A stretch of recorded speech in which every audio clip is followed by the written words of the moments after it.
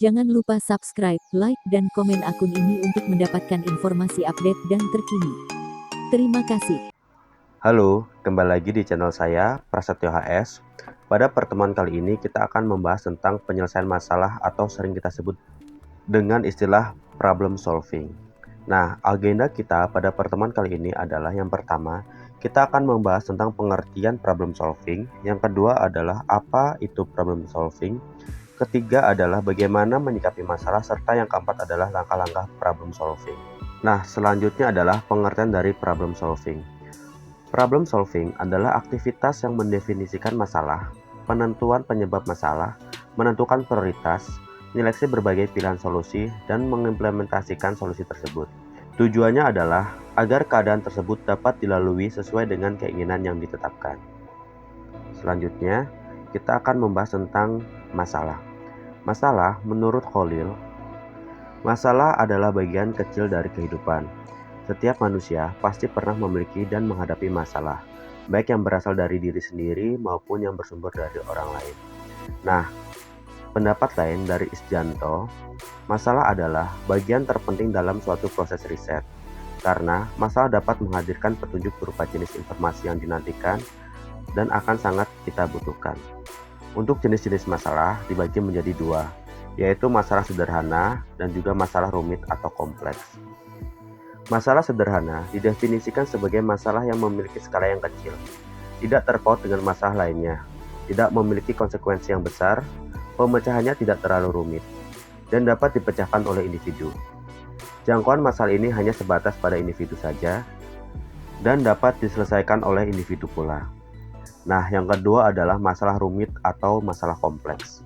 Masalah rumit atau masalah kompleks memiliki cakupan skala yang lebih besar, dapat terkait dengan berbagai masalah lainnya, memiliki konsekuensi yang sangat besar, dan penyelesaiannya pun membutuhkan kerjasama kelompok serta analisis yang mendalam.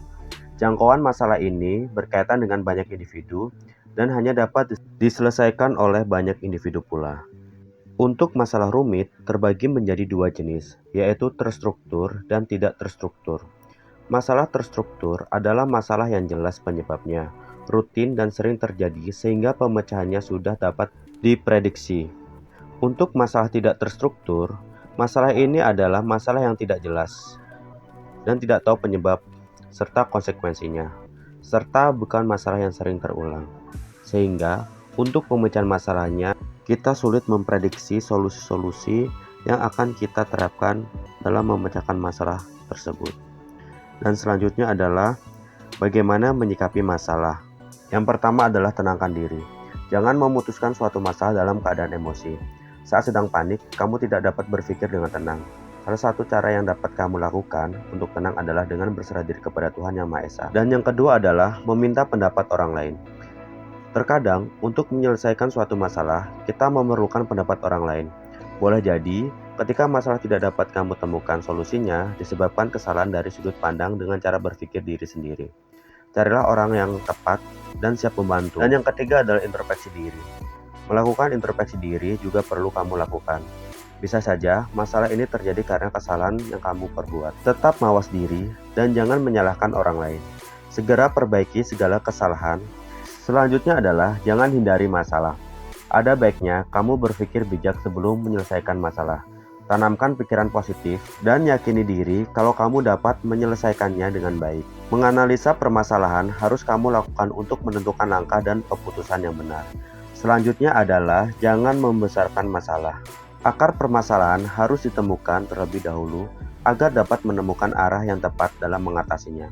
Kamu dapat memutar kembali untuk menemukan awal mula terjadinya masalah tersebut. Selanjutnya adalah tanamkan pikiran positif. Perasaan negatif muncul dari rasa takut, maka jangan hanya berdiam diri dan segera hentikan ketakutan tersebut. Selain itu, pikiran buruk dapat membuatmu banyak mengeluh dan merasa rendah diri. Selanjutnya adalah tetap menjalani hidup dengan baik. Bersenda gurau dengan keluarga dan sahabat dapat meningkatkan rasa percaya diri. Kamu akan menyadari bahwa masih banyak orang yang mencintai dan membutuhkanmu. Melakukan hobi atau mendengarkan musik dapat berfungsi sebagai salah satu cara untuk menyenangkan pikiran dan menenangkan pikiran. Berolahraga juga disarankan untuk kebugaran tubuhmu. Selain itu, Olahraga juga dapat memberikan energi positif dalam berpikir. Mengubah gaya rambut dan melakukan spa di salon juga sebagai salah satu alternatif mengubah suasana hati menjadi baik. Atau jika kamu suka bermain game, bermainlah game, karena itu akan merubah dan memperbaiki mood kamu. Hal-hal lain yang bisa kamu lakukan adalah melakukan apapun yang kamu senangi dan menjadi hobi kamu, seperti memasak, seperti menulis, seperti bernyanyi, atau hal-hal lain. Nah, selanjutnya adalah langkah-langkah menghadapi masalah. Langkah yang pertama adalah definisikan masalah yang ada. Kita perlu berfokus pada apa yang menjadi masalah intinya dan mencari tahu segalanya secara rinci. Nah, langkah yang kedua adalah mencari solusi alternatif.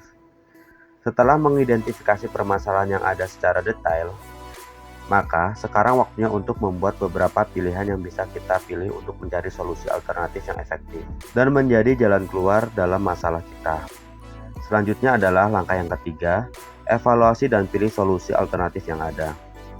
Langkah ketiga yang bisa kita lakukan adalah mengevaluasi setiap pilihan solusi alternatif yang ada, lalu memilihnya secara bijak dengan mempertimbangkan segala kebaikan dan keburukannya. Dan yang keempat adalah cobalah untuk terapkan dan tindak lanjuti solusinya. Kini saatnya kita menerapkan solusi yang ada dan sudah kita pilih untuk memecahkan permasalahan.